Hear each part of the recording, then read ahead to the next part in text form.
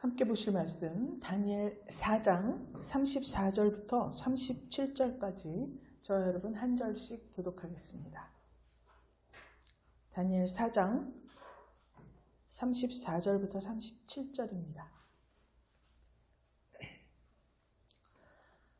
34절 그 기한이 참에 나 느부갓네살이 하늘을 우러러 보았더니 내 총명이 다시 내게로 돌아온지라. 이에 내가 지극히 높으신 자에게 감사하며 영생하시는 자를 찬양하고 존경하였노니 그 권세는 영원한 권세요 그 나라는 대대에 이르리로다.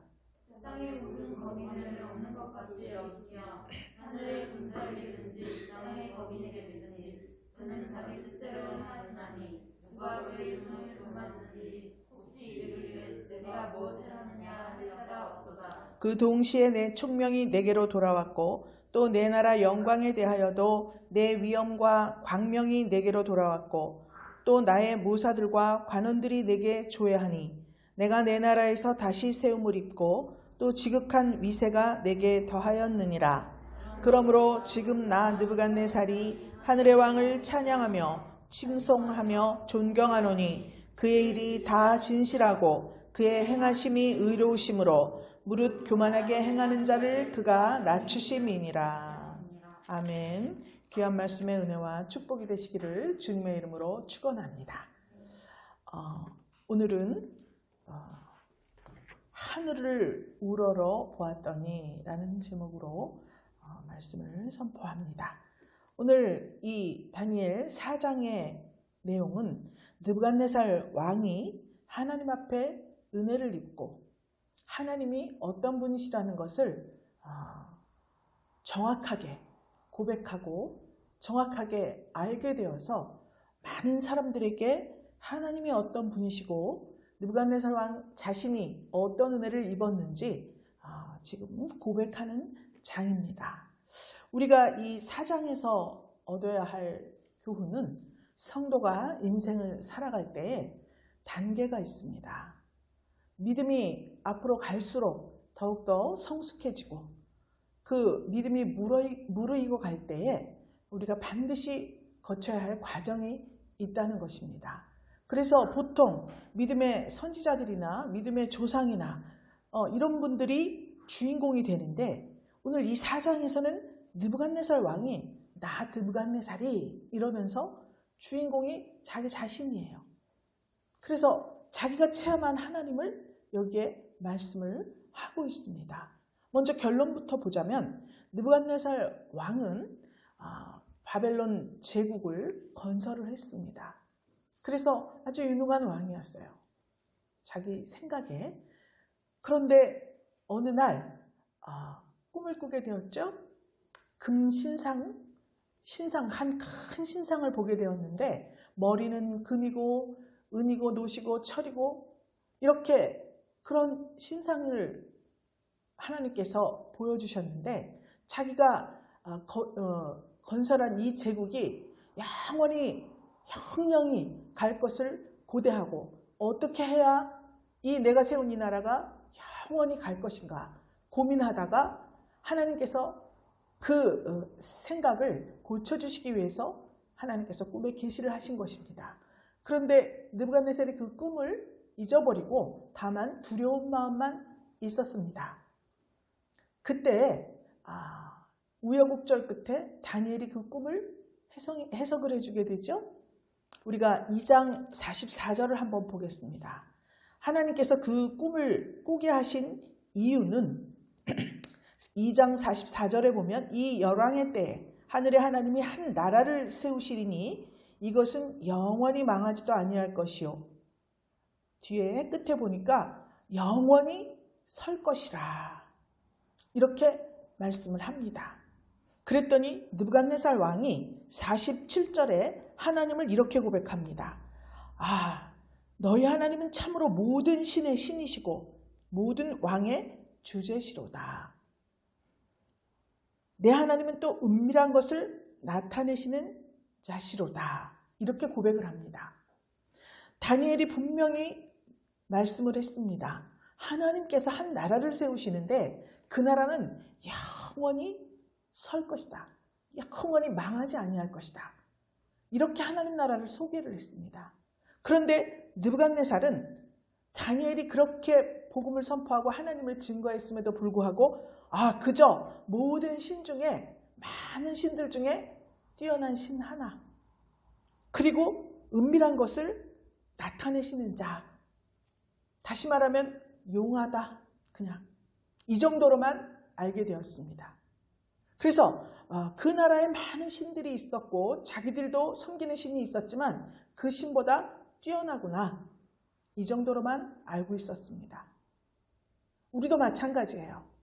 하나님께서는 우리가 신앙생활을 시작하면서부터 계속해서 하나님을 소개합니다.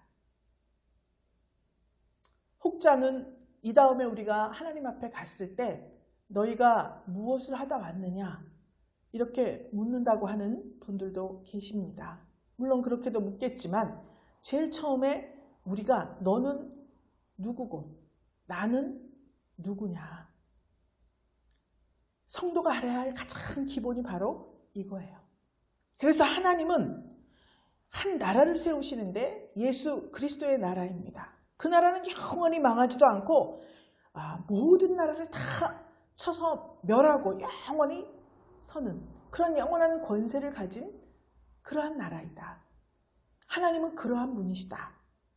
이렇게 소개를 함에도 불구하고 우리는 우리의 필요를 따라서 하나님은 병을 고쳐주시고 하나님은 우리를 부욕해 하시고 하나님은 우리의 모든 형통하지 못한 어떠한 일들을 형통하게 해주시는 분이시다. 이 정도로만 알고 신앙생활을 시작하게 되는 것입니다. 느부갓네살도 이 2장에서 큰 신상을 보여주었을 때 그저 하나님을 그렇게 알았어요.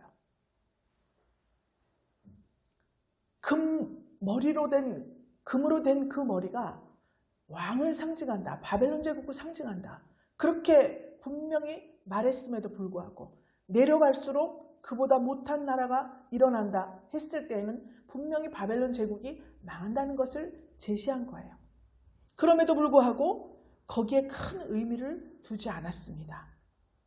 자기 나라가 망한다는데 예물과 향품을 드리고 절을 하면서 참 너희 하나님은 모든 신의 신이로구나, 이렇게 말을 했어요. 그리고서 그는 20년의 세월을 잘 지냈어요. 승승장구했습니다. 그리고 나서 3장에서 금으로 된 신상을 만들었다, 이렇게 나와 있습니다. 하나님께서 큰 신상을 보여주고 머리만 금이고 바벨론 제국 느부갓네살 왕이 그 머리에 속한다, 왕의 나라가 그 머리에 속한다, 이렇게 말을 했지 않습니까? 그리고 그 나라는 쇠하여지고 다른 나라가 일어날 것이라고 말을 했는데 20여 년의 세월이 지나도록 자기 나라는 여전히 승승장구하고 건재합니다.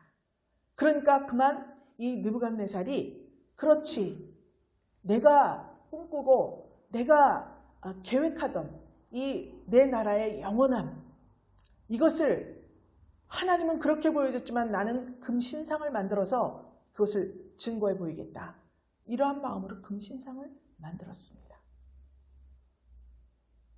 성도가 신앙생활을 했습니다.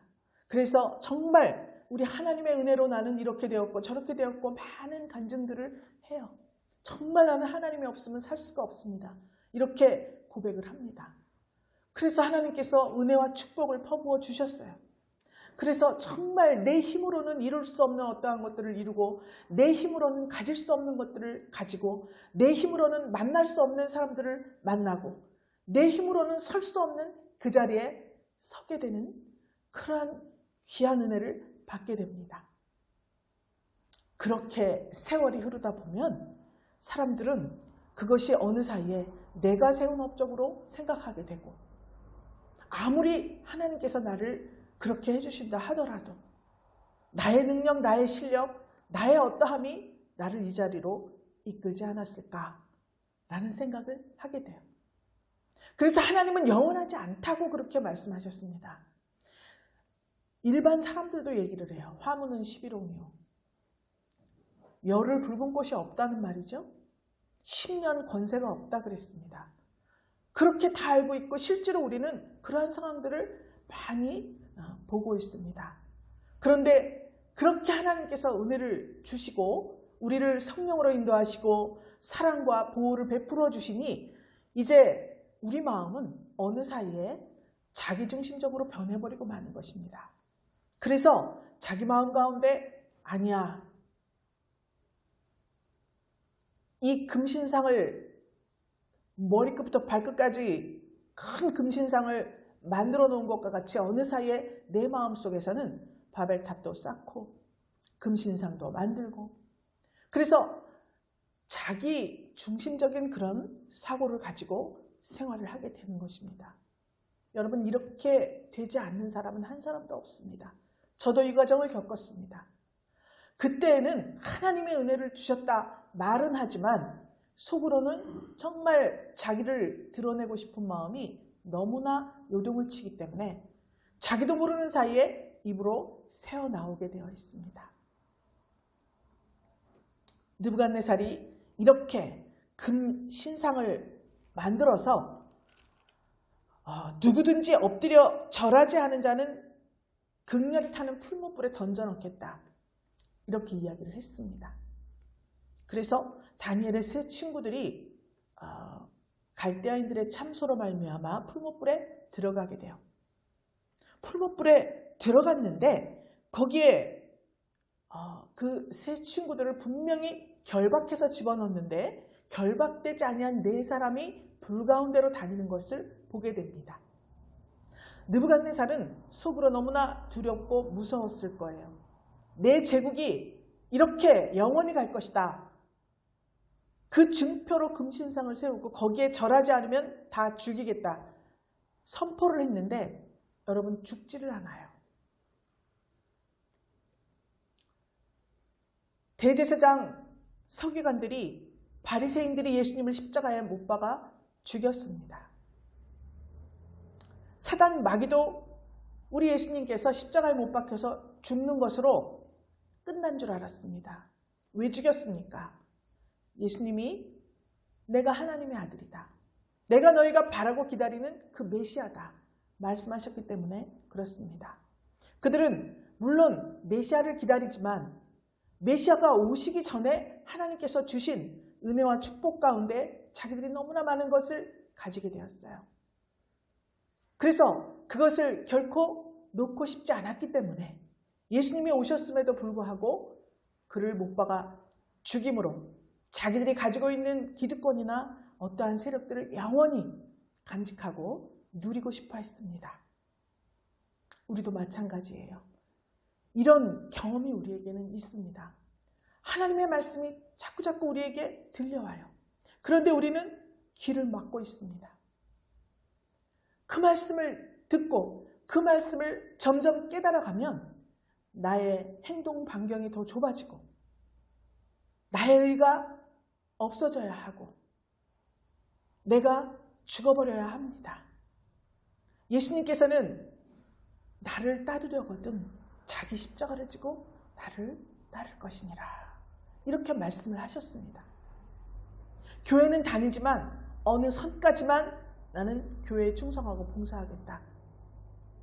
정말 제 주위에 많은 사람들이 헌신하고 헌금 드리고 또 몸으로 섬기고 시간으로 섬기고 재능으로 섬기고 이렇게 많은 것으로 섬기고 있지만 말씀은 더욱더 깊이 알고 싶어 하지 않는 사람들이 있습니다.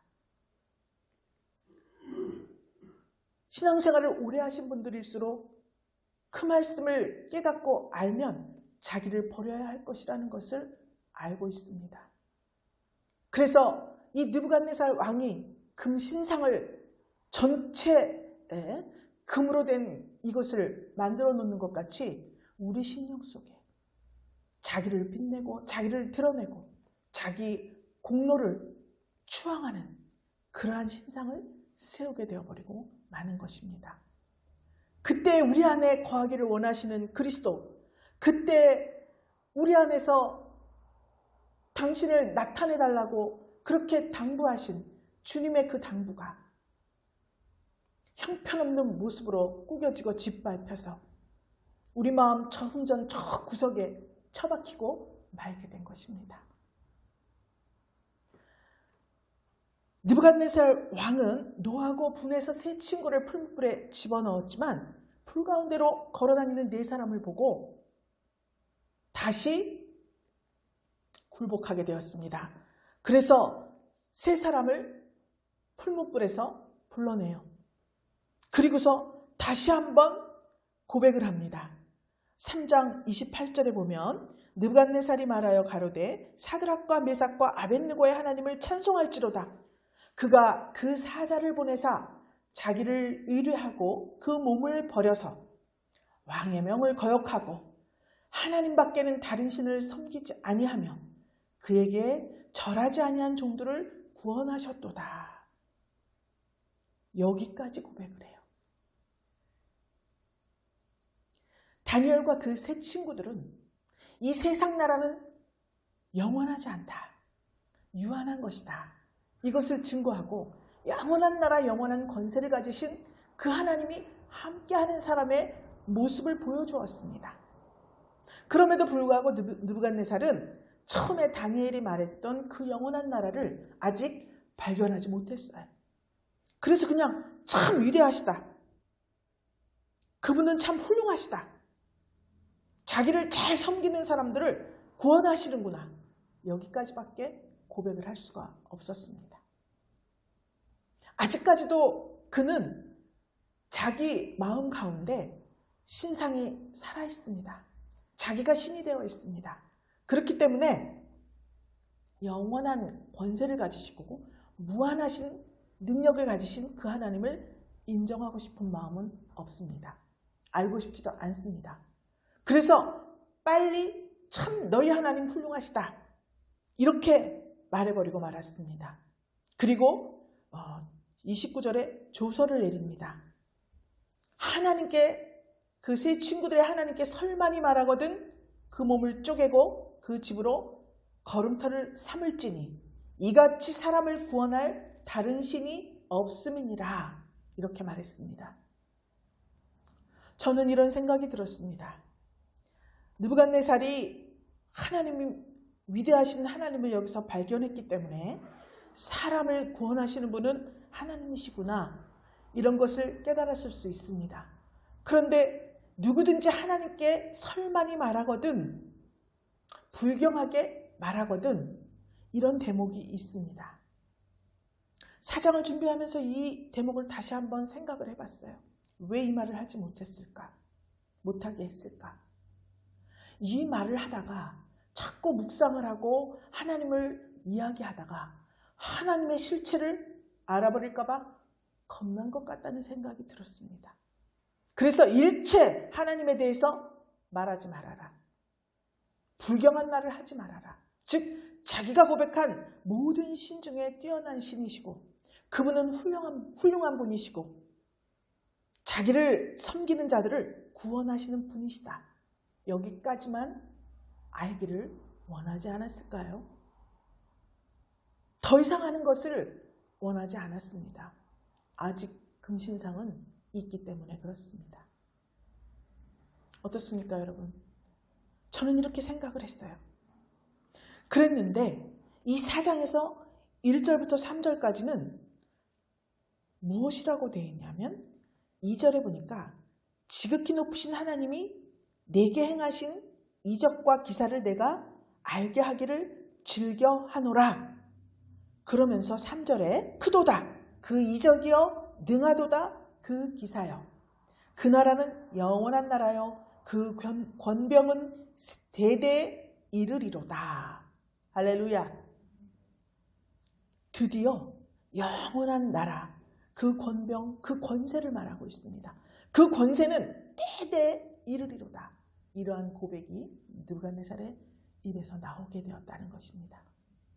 이 4장에서 4절부터 끝까지의 이 느부갓네살이 만난 하나님을 우리가 만나야 그 하나님은 그저 위험해서 구해주고 병이나 고쳐주고 귀신 쫓아내고 부자되게 만드시는 그런 분이 아니고 자기를 섬기는 자를 그저 보호해주고 구원해주시는 분이 아니라 그 영원한 나라와 영원한 권세, 그것을 모든 사람에게 주시기 원하시는 분이라는 것을 깨닫게 되는 것입니다.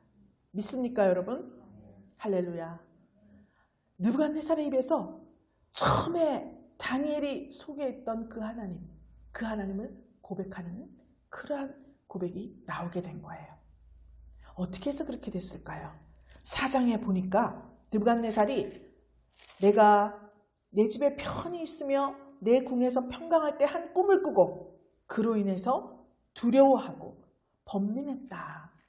다시 한번 꿈을 꾸게 되었습니다. 그래서 모든 박사들을 다 불러서 그 꿈의 해석을 내게 알게 하라. 그랬는데 전혀 그들은 해석을 할 수 없었습니다. 하나님께서 세상 왕 느부갓네살에게 보여주신 그 꿈은 하나님의 사람밖에 해석을 할 수가 없기 때문에 그렇습니다. 세상 사람들은 세상의 지혜와 지식과 많은 훈련과 교육을 통해서 많은 것들을 알 수 있습니다. 그렇지만 하나님이 열어서 보여주지 아니하시면 알 수 없는 것들이 더 많은 세상이라는 것을 말해주고 있습니다. 하나님의 성령께서는 진리를 열어서 보여주시는 분이에요. 그래서 어떠한 꿈을 꾸든지 어떠한 우리가 알 수 없는 어떠한 미래가 있다 할지라도 하나님의 성령께서 열어서 보여주시고 깨닫게 하시면 우리는 그것을 알 수가 있어요. 그래서 미래를 예견하고 미래를 준비시키는 그러한 사역을 우리가 할 수가 있다는 말씀을 하고 있는 것입니다. 그래서 이 느부갓네살 왕이 박수장 벨드사사라 9절에 다니엘을 부릅니다. 박수장 벨드사사라 내 안에는 거룩한 신들의 영이 있은즉 이렇게 말을 합니다. 자, 벨드사살은 자기가 지어준 이름이에요. 그러니까 아직까지도 자기 마음 안에 금신상이 버티고 있어요.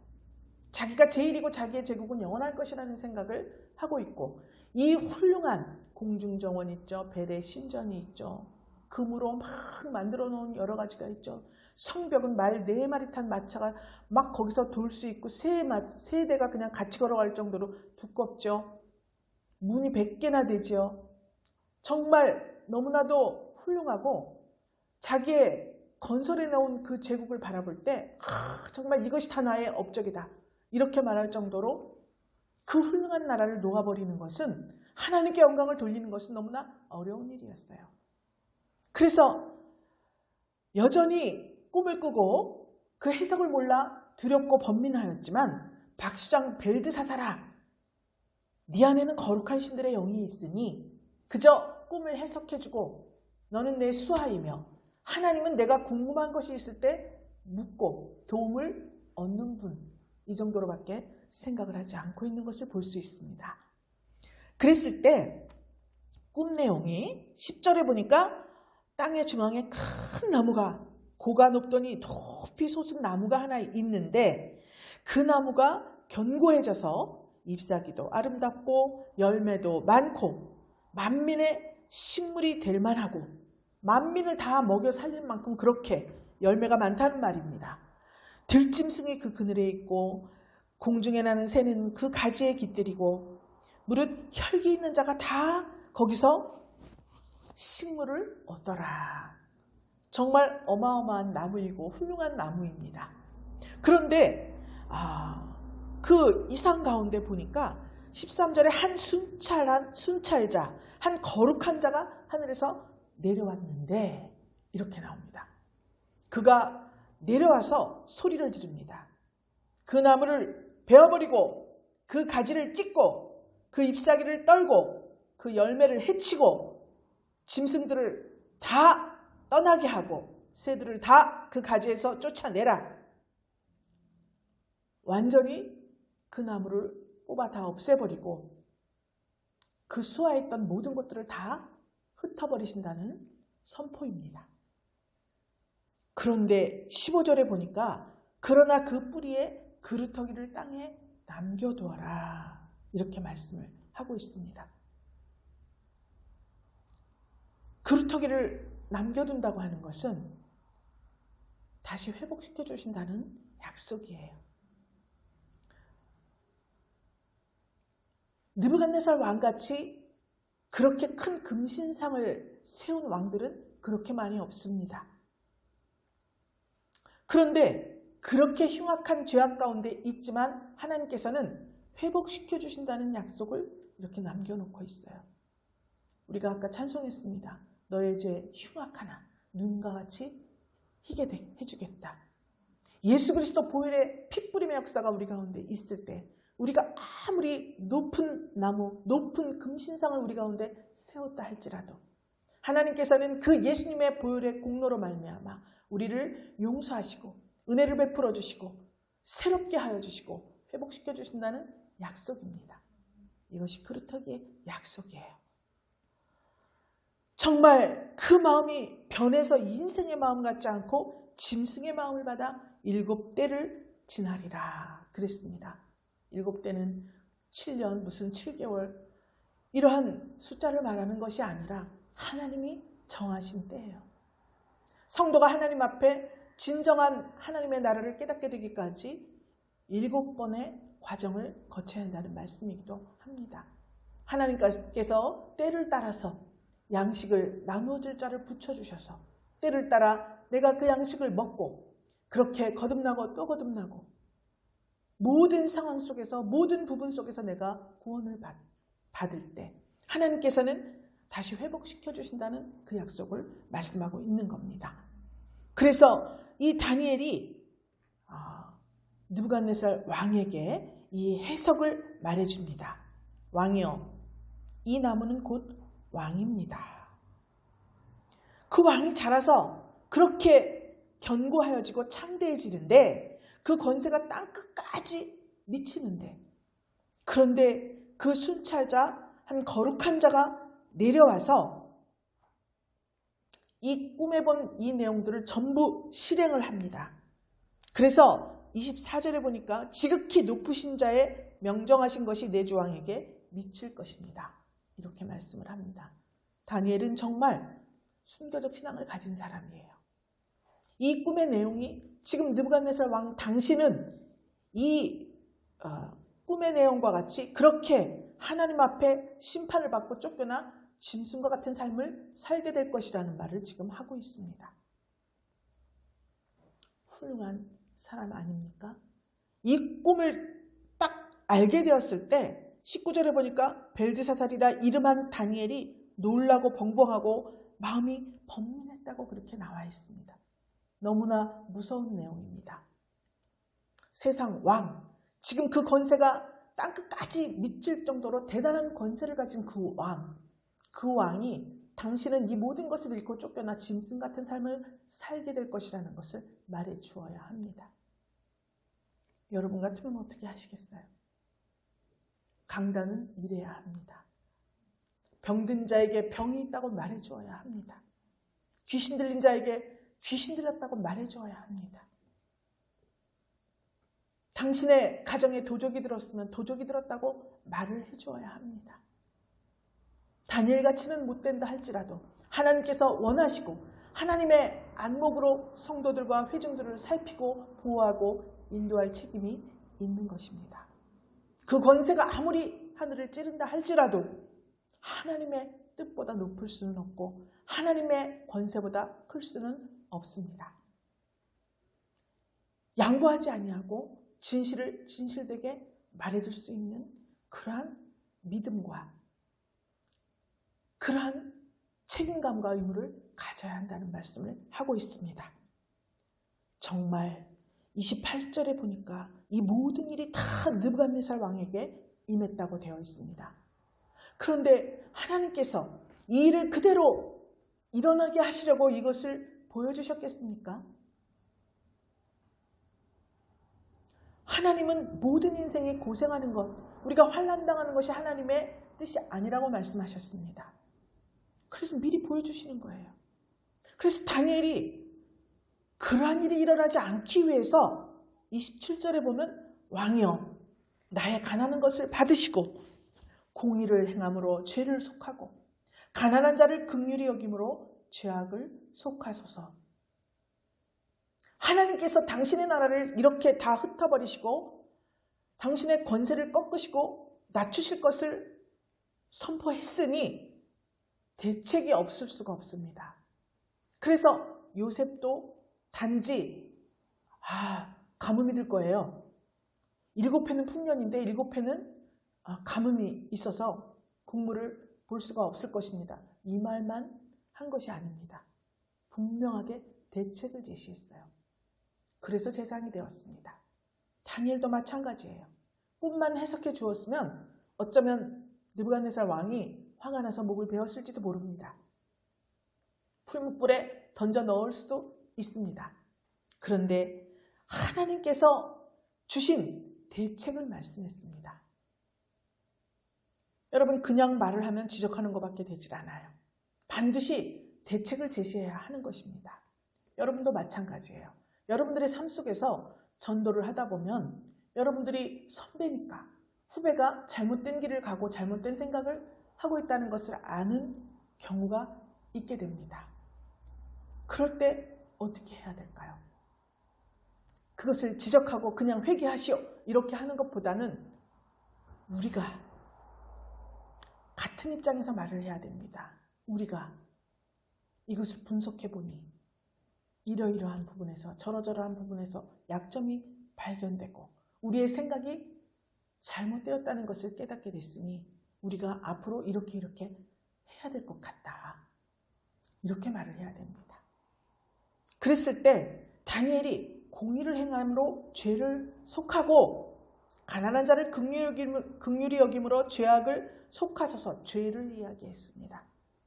느부갓네살 왕은 다른 나라를 정복하고 예루살렘만 하더라도 유다 나라만 하더라도 처음 쳐들어왔을 때 귀족들, 전문가들, 각계각층의 전문가들, 왕족들 전부 이런 사람들을 지식인들 전부 포로로 잡아갔어요. 나머지 자기 생각이 한참타는 그런 계층들은 아낌없이 다 죽여버리고 말았습니다. 잔인하게 학살하고 핍박하고 바벨론을 데려다 놓고서도 정말 악한 행동을 일삼았어요. 내가 아무리 권세자라 하더라도 내 권력이 저 끝까지 올라갔다 할 때 이제 내리 꽂히는 일만 남았다는 것을 모두 다 알고 있습니다. 본인도 알고 남도 알고 다 알고 있어요.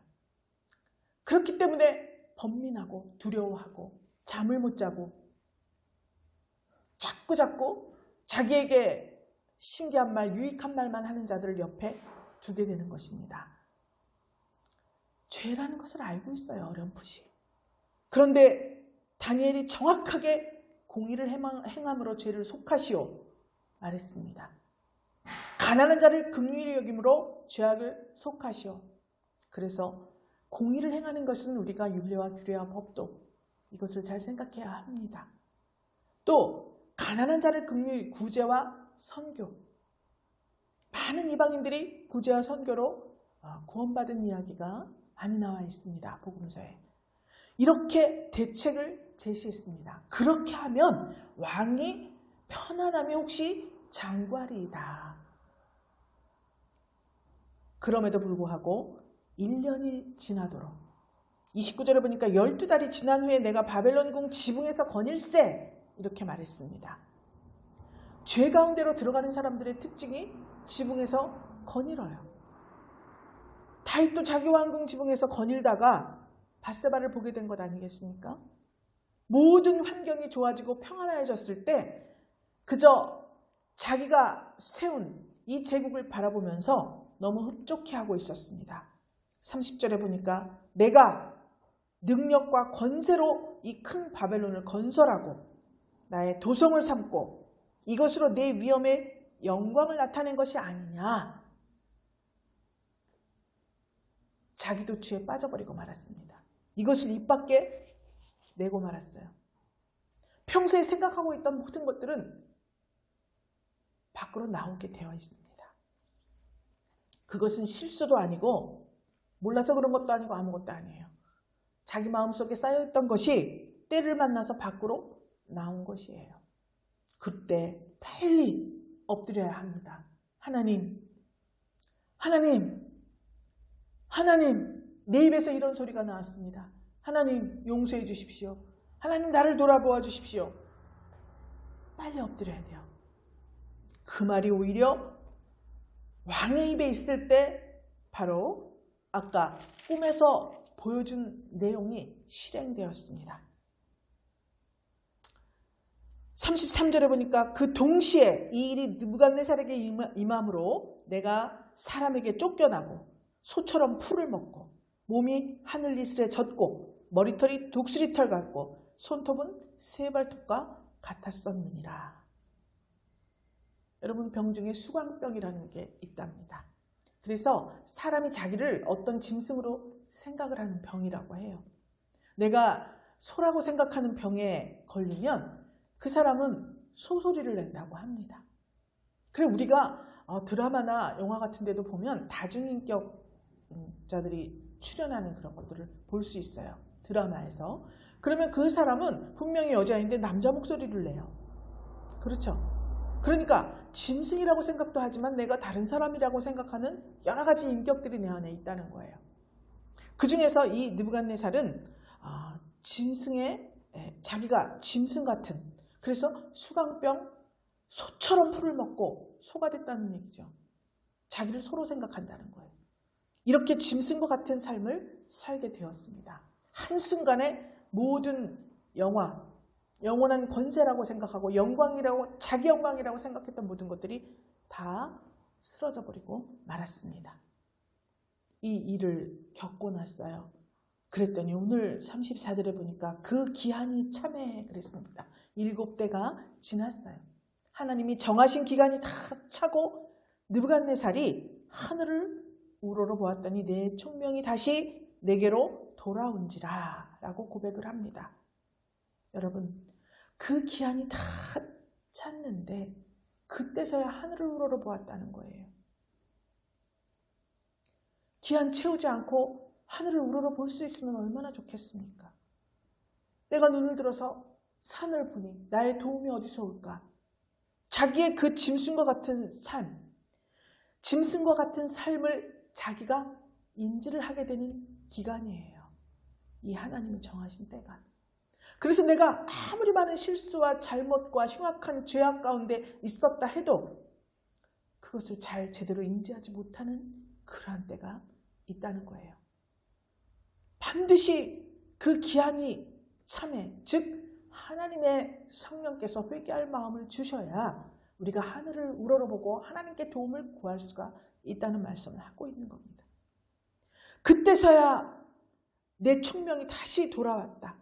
그래서 내가 지극히 높으신 자에게 감사하고 영생하시는 자를 찬양하고, 영생, 권세는 영원한, 그 나라는 대대, 이제 영생하신 하나님, 영원한 권세를 가지신 분, 그 나라만이 대대에 이르는 영원히 멸망하지 않는 하나님의 나라, 그것을 자기 입술로 고백하게 되었다는 겁니다.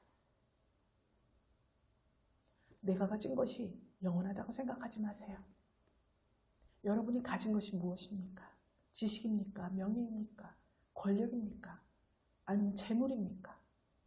그것은 한순간에 이것이 나의 영광이다 하는 순간에 사라져버리고 말고 나는 짐승의 삶과 같은 삶으로 전락해버리고 말 것입니다. 그럼에도 불구하고 하나님께서는 예수 그리스도 십자가 보혈의 공로로 말미암아 광야 시대에도 노뱀을 높이 들어서 예수 그리스도를 상징했습니다. 우리의 죄악된 모습이 노뱀이에요. 그 노뱀을 십자가에 못 박았을 때, 그것이 죽었다고 여겼을 때 모두 다 흉악한 질병이 치료받았습니다. 오늘 우리도 마찬가지예요.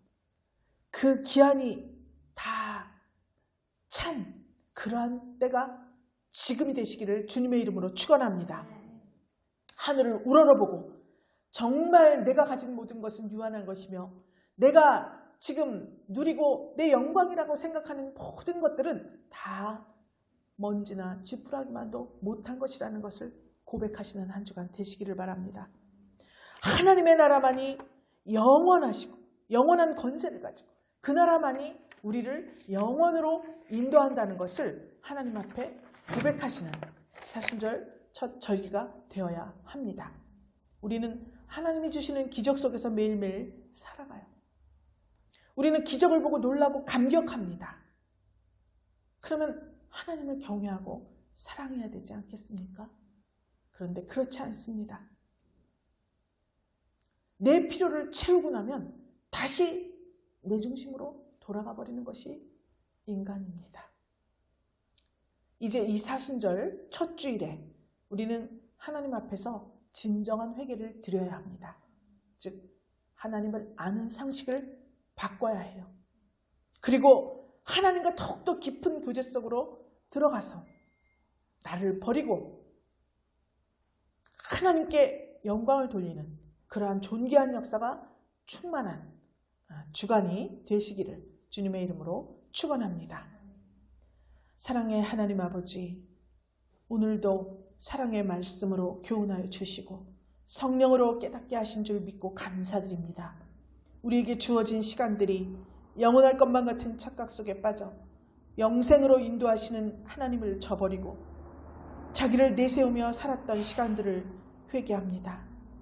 오늘 함께 예배드린 사랑하시는 분유엘 권석들은 성령에게 이끌려 광야로 나아가신 예수님을 생각하며 성령의 충만함을 받아 인생의 무상함을 깨닫고 죄와 허물을 고백하는 사순절, 부활의 기쁨을 준비하는 사순절이 될 수 있도록 귀한 은혜를 베풀어 주시기를 축복하며 살아계신 예수 그리스도 이름으로 기도드립니다.